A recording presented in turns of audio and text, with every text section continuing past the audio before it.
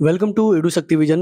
आज इस वीडियो में हम लोग बात करेंगे 1 से 3 अगस्त 2026 से करंट अफेयर्स का क्वेश्चंस और इससे पहले जो क्लास है उसका रिवीजन भी करेंगे। तो पहला नंबर क्वेश्चन है कि निम्न में से किस दिन हर साल भारतीय अंगदान दिवस मनाया जाता है, यानी कि इंडियन ऑर्गन डोनेशन डे। तो ये मनाया जाता है हर साल 3 अगस्त को, ऑप्शन नंबर डी। और यहीं अगर विश्व का बात करें तो विश्व में कितने कितने तारीख को मनाया जाता है? 13 अगस्त को मनाया जाता है।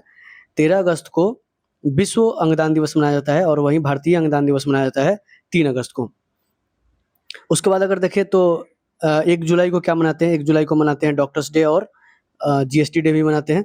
28 जुलाई को क्या मनाते हैं? 28 जुलाई को हेपेटाइटिस डे मनाते हैं। और आप लोग कमेंट में कर दीजिए कि 26 जुलाई को क्या मनाते हैं? 26 जुलाई को। दूसरा नंबर क्वेश्चन है कि निम्न में से किस शहर में भारत का पहला टेलीकॉम मैन्युफैक्चरिंग जोन टीएमजेड स्थापित किया जाएगा? टेलीकॉम मैन्युफैक्चरिंग जोन कहाँ पे स्थापित किया जाएगा जो कि भारत का पहला होगा? किस शहर में स्थापित किया जाएगा? ग्वालियर में किया जाएगा। ग्वालियर में ही क्यों होगा? तो भाई जो टेलीकॉम मिनिस्टर हैं भारत के अभी, तो मिनिस्टर ऑफ टेलीकॉम कौन है? ज्योतिरादित्य सिंधिया है और ये ग्वालियर से बिलोंग करते हैं। तो ग्वालियर में बनेगा भारत का पहला टेलीकॉम मैन्युफैक्चरिंग जोन। इसके लिए साइन हुआ है दूरसंचार विभाग और जो गवर्नमेंट ऑफ मध्य प्रदेश है, वो दोनों के बीच में एमओयू साइन हुआ है। तो मध्य प्रदेश के जो गवर्नमेंट है, वहाँ का सीएम कौन है? वहाँ का सीएम है मोहन यादव। और जो मिनिस्ट्री ऑफ कम्युनिकेशन है, यानी कि टेलीकॉम, मिनिस्ट्री ऑफ जो टेलीकॉम है, उसके जो सेक्रेटरी हैं वो है अमित अग्रवाल।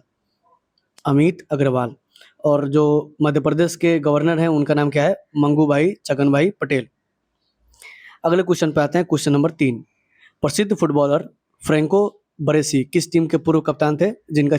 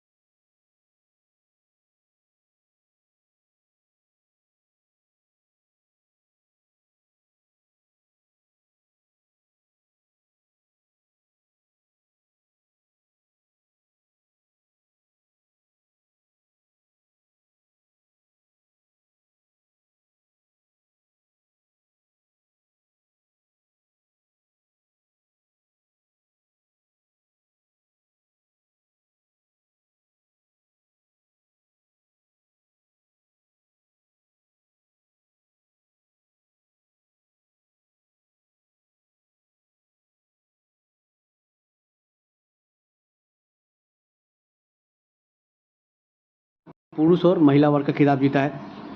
तो कॉमनवेल्थ टेबल टेनिस चैंपियनशिप 2026 कहाँ पे आयोजित हुई? ये आयोजित हुआ नई दिल्ली में, ऑप्शन नंबर सी। नई दिल्ली के त्यागराज स्टेडियम में इसका आयोजन किया गया। और ये जो है कॉमनवेल्थ का पार्ट नहीं था। आपको बताया था कि जो मेन कोर जो इवेंट्स है जिसमें इंडिया बहुत अच्छा परफॉर्मेंस करता है, जैसे कि रेसलिंग हो गया, शूटिंग हो गया, टेबल टेनिस हो गया और बैडमिंटन हो गया, ये सब में बहुत ज़्यादा मेडल्स आते हैं भारत के, कॉमनवेल्थ हो चाहे कहीं भी हो। लेकिन ये सब जो स्पोर्ट्स था ये सब बाहर था इस टूर्नामेंट से, और इसीलिए एक अलग से टूर्नामेंट कराया गया था, कॉमनवेल्थ टेबल टेनिस चैंपियनशिप 2026। इसमें ये हुआ था दिल्ली के त्यागराज स्टेडियम में। और इसका जो मैक्सिमम गोल्ड मेडल्स है वो सभी भारत जीत लिया, चाहे पुरुष वाला हो चाहे महिला वाला हो, मिक्स टीम हो, सभी जो गोल्ड मेडल है वो सब इंडिया जीत लिया। अभी जो कॉमनवेल्थ गेम हुआ है वो कहाँ पे हुआ है? वह ग्लास्गो में हुआ है और इसमें भारत जो है 39 मेडल के साथ चौथे स्थान पर प्राप्त हुआ। बॉक्सिंग में 7 गोल्ड मेडल आया, जो कि आज तक के इतिहास में सबसे अच्छा परफॉर्मेंस है। 5वां नंबर क्वेश्चन है कि पीएम विकास योजना कब लॉन्च की गई थी, जिसे हाल ही में कैबिनेट ने 3.15 लाख करोड़ रुपए की बजट के साथ 30 से 31 तक जारी करने की मंजूरी दी गई है। तो पीएम किसान योजना कब लॉन्च किया गया था? तो पीएम किसान योजना लॉन्च किया गया था 2019 में, या 2019 में कब? तो 24 फरवरी को। 24 फरवरी 2019 को पीएम किसान योजना को लॉन्च किया गया था, और जिसको हाल ही में कैबिनेट ने जो है 3.15 लाख करोड़ रुपए के साथ, बजट के साथ 30-31 तक इसको जारी रखने का मंजूरी दिया है। अब ये योजना कहाँ से शुरू हुआ था? ये योजना शुरू हुआ था यूपी के गोरखपुर से, और इस योजना का जो उद्घाटन है वो किए थे मोदी जी। और इसमें क्या था कि 6,000 रुपया प्रति वर्ष किसानों को लाभ मिलेगा। इसके अलावा अगर देखें तो जनधन योजना का शुरुआत कहाँ से हुआ? जनधन योजना का शुरुआत कब हुआ? ये हुआ था 28 अगस्त 2014 को। अटल पेंशन योजना 9 मई 2015 को, आयुष्मान भारत योजना 23 सितंबर 2018 को। आप कमेंट में ठोक दीजिए कि प्रधानमंत्री उज्ज्वला योजना कब हुआ था। हिंट्स ये है कि 2016 में हुआ था। अगले नंबर क्वेश्चन पे आते हैं, क्वेश्चन नंबर 6 कि पिथौरा चित्रकला किस राज्य से संबंधित है जिसे GI टैग दिया गया है। पिथौरा, तो पिथौरा चित्रकला किस राज्य से संबंधित है? ये संबंधित है गुजरात से। पिथौरा जो है गुजरात से संबंधित है और इसको क्या मिला है? GI टैग मिला है। इसके अलावा अगर देखें तो गुजरात ये जो है, इस यहाँ पे एक जनजाति रहता है, रठावा जनजाति, और इससे मूल रूप से जो ये पिथौरा चित्रकला है ये रठावा जनजाति से बिलोंग करता है। एरिया क्या है? एरिया है उदयपुर और पंचमहल का जो डिस्ट्रिक्ट है उस एरिया में ये जनजाति पाया जाता है।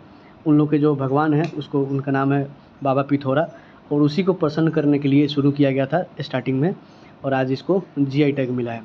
इसके अलावा अगर देखें तो GI टैग में एक तो आप बता दीजिए कि बलम खीरा कहाँ का है। बलम खीरा है मध्य प्रदेश का। उसके बाद कल एक क्वेश्चन पूछे थे कि बुरहानपुर का केला कहाँ संबंधित है, ये भी मध्य प्रदेश संबंधित है। बिहू पेपा असम से संबंधित है। इस तरह से ये सब हाल ही में अभी GI टैग मिला है ये सभी को। अगला क्वेश्चन है 7वां नंबर क्वेश्चन कि निम्न में से कौन 2026 में बासिल थर्ड अनुरूप 81 प्रीपेचुअल बंड जारी करने वाला पहला भारतीय बैंक बन गया है। तो परपेचुअल बंड जारी करने वाला भारत का पहला बैंक कौन बन गया है? तो ये बन गया है state bank of India, option number D. तो बासिल 3 के अनुरूप यानी कि इसके जो टर्म एंड कंडीशन है उसके अनुरूप पर 81 प्रीपेचुअल बंड जारी करने वाला पहला बैंक बन गया है SBI का स्थापना कब हुआ था ब्रदर? तो SBI का जो स्थापना है ये 69 में इसका क्या किया गया था? राष्ट्रीयकरण किया गया था। और इसके जो अभी हाल ही में चेयरपर्सन है वो कौन है? CS सेट्टी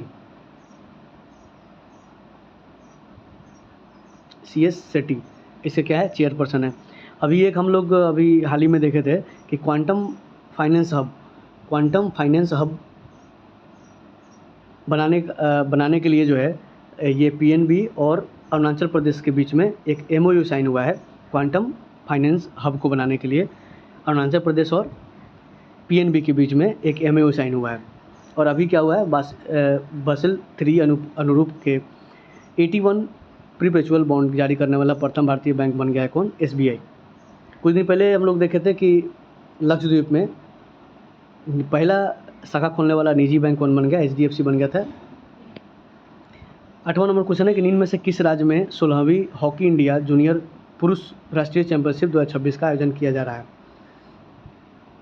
तो निम्न में से किस राज्य में 16वीं हॉकी इंडिया जूनियर पुरुष राष्ट्रीय चैंपियनशिप 2026 का आयोजन कहाँ पे किया जाएगा? ये किया जाएगा तमिलनाडु में। और तमिलनाडु में कहाँ? कोयम्बटूर में।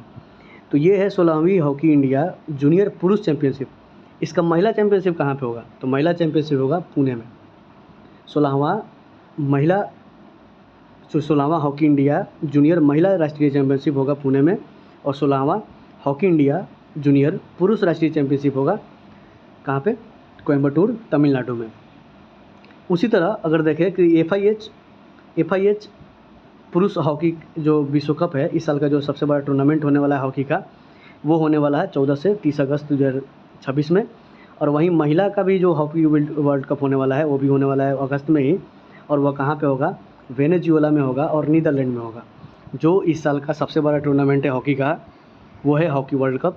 तो पुरुष वाला और महिला वाला दोनों अगस्त में होने वाले हैं, और दोनों होगा वेनेजुएला और नीदरलैंड में।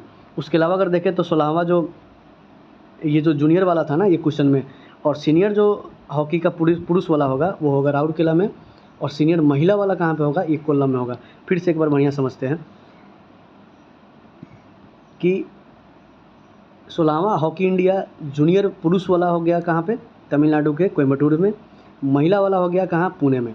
वहीं 16वां सीनियर वाला में पुरुष वाला कहाँ पे हो गया? पुरुष वाला हो गया राउरकेला जो कि उड़ीसा में है, और महिला वाला कहाँ पे हो जाएगा? महिला वाला हो जाएगा कोल्लम में। और इस साल वर्ल्ड कप होने वाला हॉकी का, तो वर्ल्ड कप जो होगा महिला और पुरुष दोनों होगा वेनेजुएला और नीदरलैंड में। 9वां नंबर क्वेश्चन पे आते हैं कि हाल ही में जारी पर्यावरण प्रदर्शन सूचकांक 2026 में भारत का कौन सा स्थान दिया गया? तो जान के आप चौंक हो जाएंगे कि पर्यावरण सूचकांक में भारत जो है नीचे से सेकंड स्थान पे है, नीचे से सेकंड स्थान पे भाई। 177 देशों के कंट्री, 177 देशों के लिस्ट में भारत जो है 176 नंबर पे है, ऑप्शन नंबर बी। नीचे से टॉप किया है भारत सेकंड स्थान पे पर्यावरण प्रदर्शन सूचकांक में। अब ये ऐसा क्यों है? क्योंकि भारत में जो भी कंजर्वेशन एक्ट्स है, जितने भी संरक्षण का कानून बना हुआ है, उसका पालन अच्छा से होता नहीं है। एयर क्वालिटी भारत का बहुत ख़राब है। कोयला पे आज भी डिपेंडेंट है भारत, कोयला पे आज भी डिपेंडेंट है भारत। मैक्सिमम जो चीज़ें हैं आज भी कोयला पे हो रहा है, नवीनीकरण का काम हो रहा है, लेकिन कोयला पे अभी भी हम लोग बहुत ज़्यादा डिपेंडेंट है। मृदा पोल्यूशन हो या फिर पानी का पोल्यूशन है, वाटर पोल्यूशन हो, सभी में भारत बहुत पीछे है।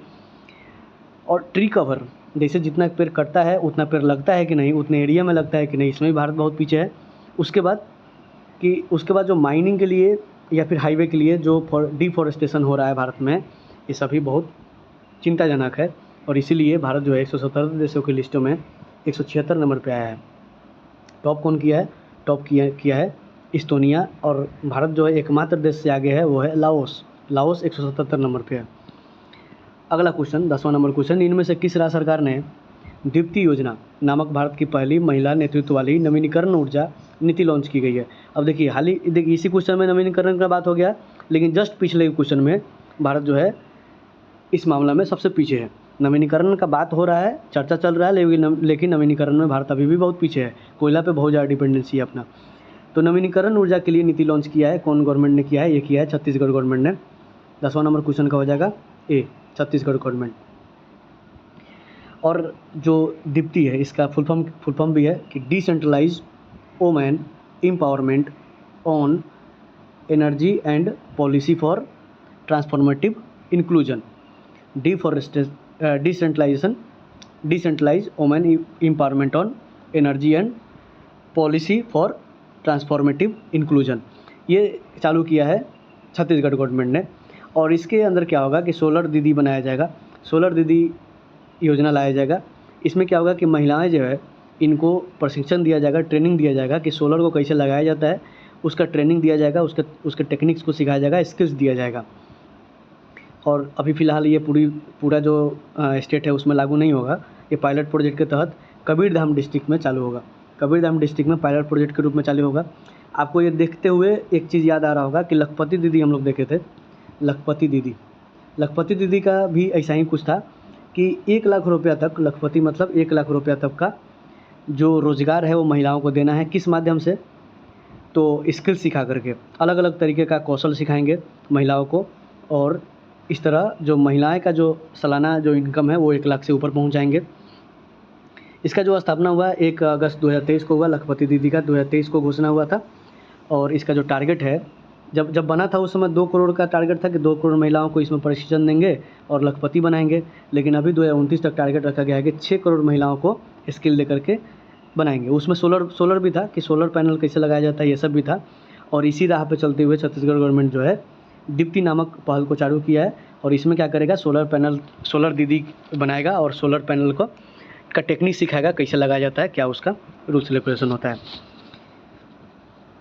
उसके बाद आते हैं 11 नंबर क्वेश्चन पे, निम्न में से कौन कॉमनवेल्थ गेम्स में जूडो में गोल्ड मेडल जीतने वाली भारत के पहली भारतीय बन गए? तो कौन बन गए? ये बन गए अस्मिता दे। तो जूडो में 2 रिकॉर्ड बने, महिला वाला भी रिकॉर्ड बना कि अस्मिता दे जो है पहला महिला खिलाड़ी बन गई जो कि इतिहास में जूडो के मैच में कॉमनवेल्थ में गोल्ड मेडल ली।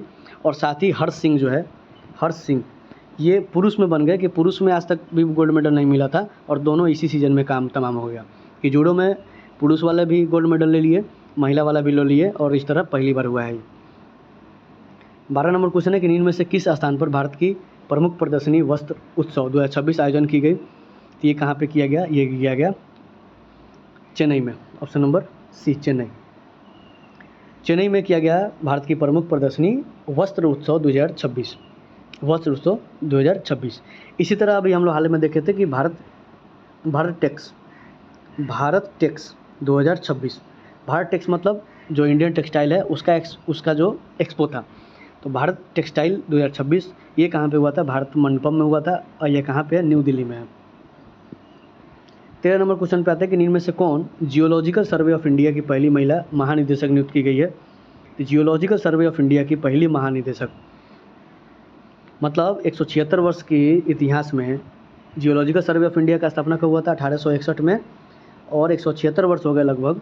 176 वर्ष के साथ इतिहास में पहली बार कोई महिला जो है इस पद पे पहुंची है, और वो कौन है? वो है वर्षा अशोक लगवाले। वर्षा अशोक अगवाले, ऑप्शन नंबर बी। तो इसका जो स्थापना हुआ था 1861 में हुआ था। 176 साल का इतिहास है उसका।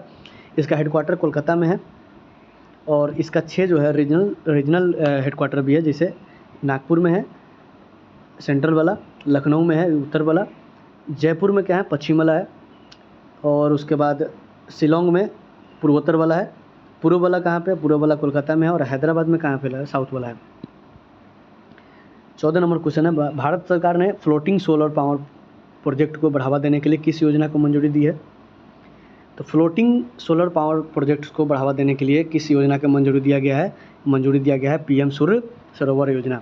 पीएम सूर्य सरोवर योजना, पीएम सूर्य सरोवर योजना, ऑप्शन नंबर ए। पीएम सूर्य सरोवर योजना को मंजूरी दिया गया है किस चीज़ के लिए? फ्लोटिंग सोलर पावर प्रोजेक्ट्स को बढ़ावा देने के लिए। क्वेश्चन ये है कि फ्लोटिंग जो सोलर पावर प्लांट होता है उसका फ़ायदा क्या होता है? ये क्यों लगाया जाता है? अक्सर आप लोग क्वेश्चन में देखते होंगे कि हमेशा फ्लोटिंग सोलर पावर प्लांट बना, सबसे बड़ा बना, सबसे गहरा बना, सबसे ज़्यादा वाला बना। ये क्यों होता है? इसमें बहुत सारा फ़ायदा है। पहला फ़ायदा तो ये होता है कि खाली ज़मीन को ना इस्तेमाल करके खेती की ज़मीन को इस्तेमाल किया जाता है। पहला फ़ायदा तो ये हो गया। दूसरा होता है कि अगर कोई पानी अगर किसी तालाब में है, तो अगर डायरेक्ट सन के कांटेक्ट में आएगा तो उसमें वाष्पीकरण ज़्यादा होगा। उसके ऊपर से अगर प्लेट बिछा दिया जाएगा तो वाष्पीकरण बहुत कम होगा। तो पहला फ़ायदा तो दूसरा फ़ायदा ये हो गया। तीसरा फ़ायदा क्या हो गया कि पानी नीचे से है और ऊपर से सूरज का रोशनी पड़ रहा है सोलर प्लांट पे, और नीचे से पानी है जो कि ठंडक प्रदान करेगा। इस तरह जो पैनल्स है उसका कार्य क्षमता बढ़ेगा। ये सभी क्या है? फ़ायदे हैं। इसीलिए फ्लोटिंग सोलर पावर प्रोजेक्ट्स को बढ़ावा देने के लिए इस योजना को लाया गया है, प्रधानमंत्री सूर्य सरोवर योजना। अगले क्वेश्चन पे आते हैं, क्वेश्चन नंबर। अब देखिए इसमें जो मंत्री है मंत्रालय कौन सा? नवीन और नवीकरणीय ऊर्जा के मंत्री कौन है? ये कमेंट में छाप दीजिए। 15 नंबर क्वेश्चन पे आता है कि निम्न में से किस राज्य में प्रधानमंत्री नरेंद्र मोदी ने अलूड़ी सीताराम राजू अंतर्राष्ट्रीय हवाई अड्डे का उद्घाटन किया गया? ये किया गया आंध्र प्रदेश में। अभी आप लोग रील्स भी देखे होंगे कि आंध्र प्रदेश में मोदी जी उद्घाटन कर गए, और उधर से जितना भी प्लांट्स था वहाँ के लोग जो है उखाड़ के ले गए। तो ये जो एयरपोर्ट है अलूड़ी सीताराम राजू अंतर्राष्ट्रीय हवाई अड्डा, ये इसका उद्घाटन किया गया है आंध्र प्रदेश में। और आंध्र प्रदेश में कहाँ? विजयपुरम जिले में भोगपुरम जगह पे किया गया है, और ये पूरी तरह से ग्रीन फील्ड है। ग्रीन फील्ड मतलब वहाँ पे कुछ नहीं था, पूरी खेती था, खाली जगह था, उसको बनाया गया है इंटरनेशनल एयरपोर्ट। और इसको बनाया है जीएमआर ग्रुप। जीएमआर ग्रुप आपको मालूम है क्या कौन है? जीएमआर ग्रुप का 2-3 चीज़ बहुत फेमस है, जैसे आप देखे होंगे दिल्ली कैपिटल्स जो टीम है आईपीएल में, या फिर यूपी ओधा जो कि प्रो कबड्डी लीग में खेलता है, ये सभी जीएमआर ग्रुप का ही है। 31 जुलाई 2026 से करंट अफेयर्स का रिवीजन करेंगे कि विश्व रेंजर दिवस मनाया जाता है हर साल 31 जुलाई को। पुरुष की 100 मीटर T47 एक स्प्रिंट इवेंट में भारत के दिलीप महाजू गोविंद ने कौन सा पदक जीता? स्वर्ण पदक जीता। तो लग रहा है अगला स्लाइड इसमें ऐड नहीं हो पाया है, तो इसका रिवीजन भी हम लोग कल के क्लास में कर लेंगे। Thank you for watching.